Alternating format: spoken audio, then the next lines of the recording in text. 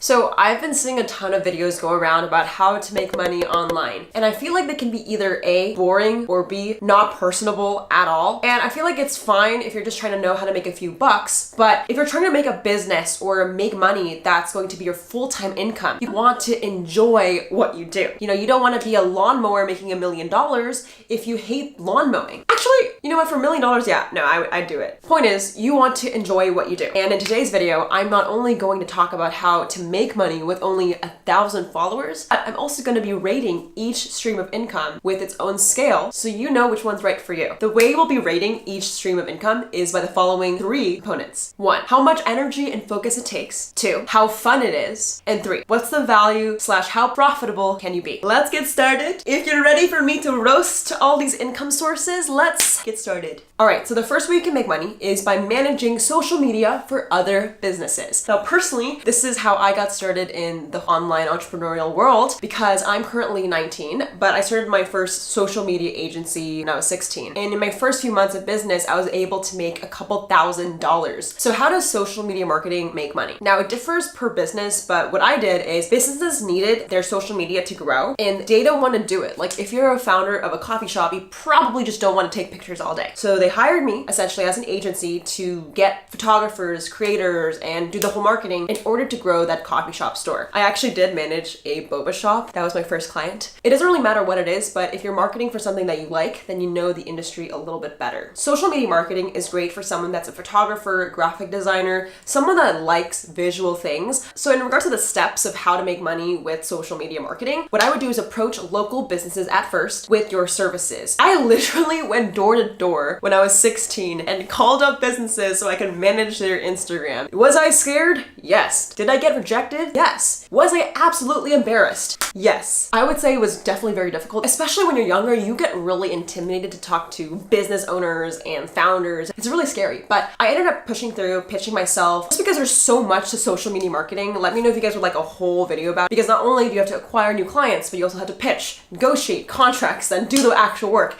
then implement and report. So this is where my personal thoughts come in. On a scale of 1 to 10, this definitely takes a 10 out of 10 for energy. My God, will you come out of this exercise feeling really, really raw, because people will rip you apart. Social media marketing is very people-oriented. Essentially, you'll be talking to people, and if you don't like this, it's not for you. It takes a lot of energy and you might get rejected. Now, for fun, I give social media marketing a 7 out of 10. It's definitely super fun, and you're able just to create content, make Instagram feeds, and if you enjoy those things, that's even better. It can get a little routine-oriented because social media marketing is kind of the same thing every day, but I do think the work itself is really fun. It just can get very repetitive pretty soon. Now, for value, I think social media marketing is definitely a 8 out of 10. You can make a lot of money with having an agency. I definitely think there's like the people with Lamborghinis on YouTube have a social media marketing agency, right? So like it's very evident that you can make 6 figures or 7 figures by helping brands with social media. The only thing that I have to say about it is you have to understand that if you're trying to build a sustainable business, you will need to build a team. So I give it an 8 out of 10 because you still have expenses as an agency. Not that much really to get started with, but in order to scale and grow it, you might have to pay people, employees, and contractors. So just wanted to be honest with you guys. Overall, I think it's a great experience if you like visual things. All right, the second way you can make money is number 2, real estate photography. Now, the reason why I added this to the mix is I personally got myself kind of into this earlier this year. I wasn't super successful with it, but that's why I wanted to talk about it. So what this is essentially you just take photos for real estate agents, property managers, basically take pictures of houses so they can market it to their listings. You can make a lot of money from this. I will get into that in a little bit, but basically this is great for someone who has a little bit more knowledge in photography and hates working with people. If you like social media because you like visual stuff, but you hate people, this is really good for you. You deliver drone shots or a certain angle of the house, and as long as you deliver it and it looks good, you're not going to have so much negotiating with that. There's still a lot of talking to agents, but there's less of it than talking to businesses. So if you'd like to take photos for real estate agents, this is what you can expect. Personally for me, I emailed agents in my hometown, Portland. I basically said, hey, I manage a few photographers. This is some of our work. Let me know you're interested for us to shoot your next property or listing. I charged each set around $500 to $1,000. I personally didn't take the photos. I managed people who took the photos. If you're wondering why I did this, I'm extremely experimental and I start random businesses because I'm bored all the time. But long story short, I did that earlier this year and it definitely worked. Real estate agents replied website and they approve budgets of sometimes more than $1,000. And to answer your question, how much money can you make from this? A lot. If you're charging anywhere from $1,000 per shoot and you're shooting every weekend, you could easily be making up to $10,000 a month. $10,000 a month, man, pretty good, pretty good. So in regards to my personal thoughts, I would give this a 6 out of 10 in regards to focus and energy. It is a lot of on-site shooting. You have to travel quite a bit. Like for the most part, I just think there's less expectation from the client because as long as you deliver the photos of the house, then you have a bit more leeway versus social media marketing. If you literally don't portray the brand in that angle, the voice and all those things, it's a little bit more hectic. So that's why I give it a 6 out of 10 in regards to amount of focus and energy you'll need. I would give this a 4 out of 10 in regards to how fun it is. You definitely get to travel, but it's pretty repetitive. It's extremely routine oriented. You kind of shoot the same things, but it allows you to have financial freedom, which I give this specific industry a 9 out of 10 for value. You can make a lot of money from it. It's pretty profitable because you don't need a ton of people to help you if you are a photographer yourself and you have the equipment. You should have equipment already. That's one thing to know, but you'll easily make it back if you're doing enough outreach and you get your clients. So that's what I did for the beginning of this year. I don't do it anymore because again, I got really bored. But if you like photography, but you don't like talking to people, this might be for you.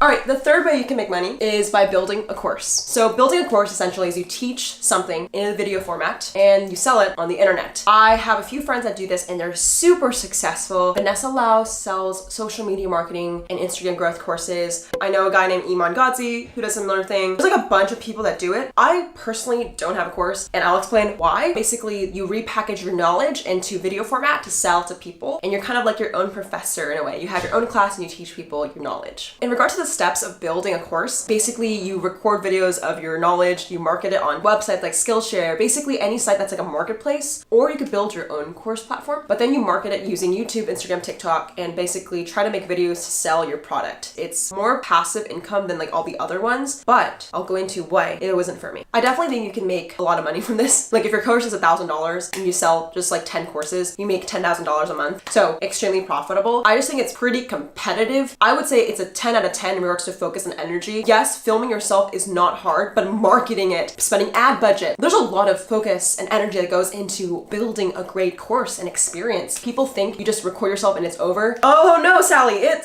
takes a lot of sweat, blood, and tears. I think it's blood, sweat, and tears, but you get the point. I would give this a 7 out of 10 for being fun. I think it's really fun if you like talking. If you don't like talking, this might be absolutely horrific. I remember personally for me, I get really bored watching webinars. Like I cannot sit for an hour. So I definitely didn't want to make a course because I don't like doing that. So in the future, if I were to build a course, it would just have to be really fun, energetic, animated, honestly ADHD, and that's personally the method of how I learn. So just something to keep in mind. It's fun if you enjoy talking and if you like the work you're making. And of course, value, it's a 10 out of 10. I think it's extremely profitable if you have things that you want to share, and especially with the educational system that's kind of messed up.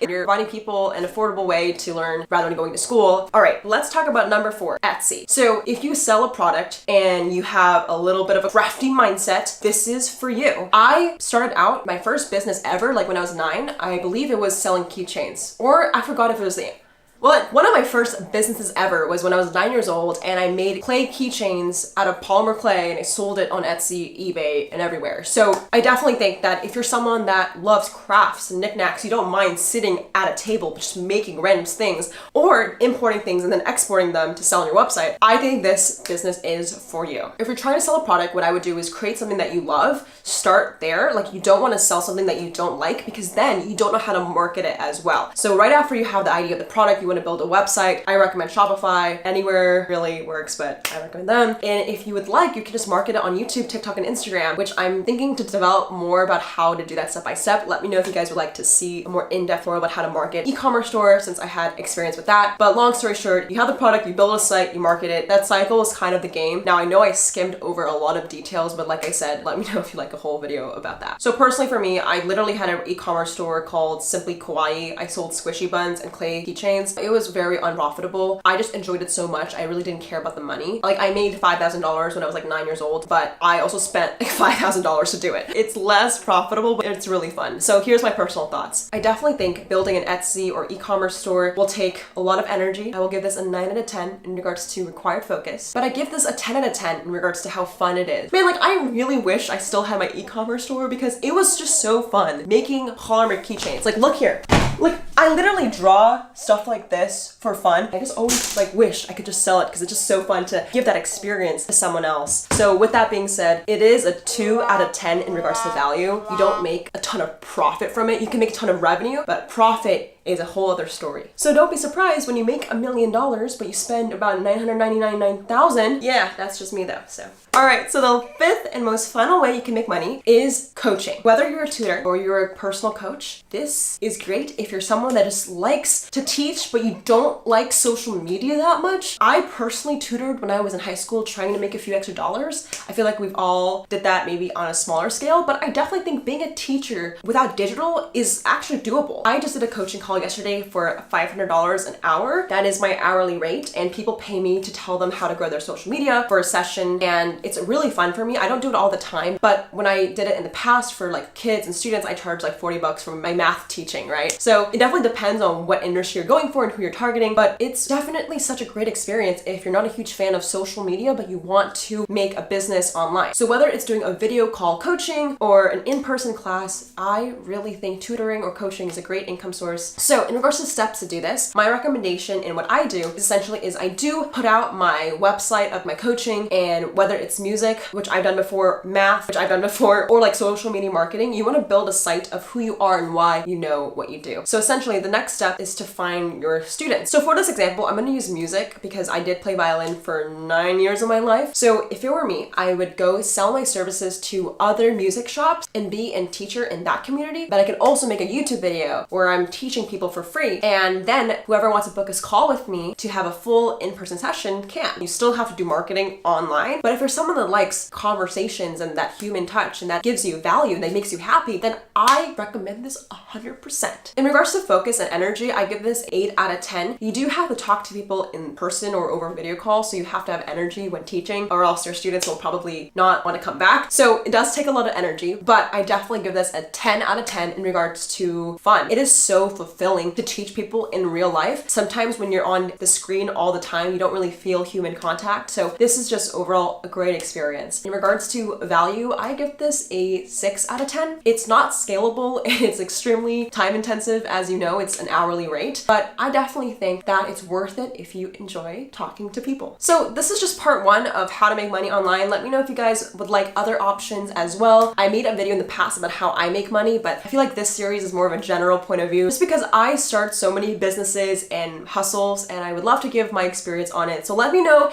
if you like a part 2 and I'll definitely make that video. I want to leave off this video with one last important note. If you made it towards the end, like I don't even know what to say. I freaking love you, Dharma Nation. Y'all are the best. I want to say if you want more marketing tips, I do have a podcast and you guys can listen to more of the secrets and tips of how to market yourself for your online businesses. I will link it below in the description if you want to check it out. All right, so this leads us to the final thing I want to go over. I'm literally so excited. So say you have 5 businesses and you realize, okay, maybe 3 of them are the ones that you actually would enjoy doing. Imagine you're just able to make $1,000 from each type of business. So in the course of a month, you make $3,000 total. I think the key with starting a business is to mix and match, try different things that resonate with yourself to see if you want to keep continuing it. You don't have to marry the first person you see, so you don't have to continue the first business you start with. So with that being said, I hope you know that you don't necessarily need a 9 to 5 in order to survive. You can take these tips and tricks and build a lifestyle for you. You might want to balance some of these businesses with your other job. You might just want to do one side hustle and make it your full-time thing. Everybody is different and it all depends on your goals, and I hope you guys enjoyed today's video. Shout out to the comment winner. Shout out to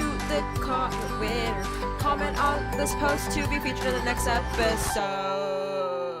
If you guys want to be the next comment winner, comment below. Oh my god, I have a call and I'm late to it. I love you guys. I'll see you guys in the next one. Goodbye.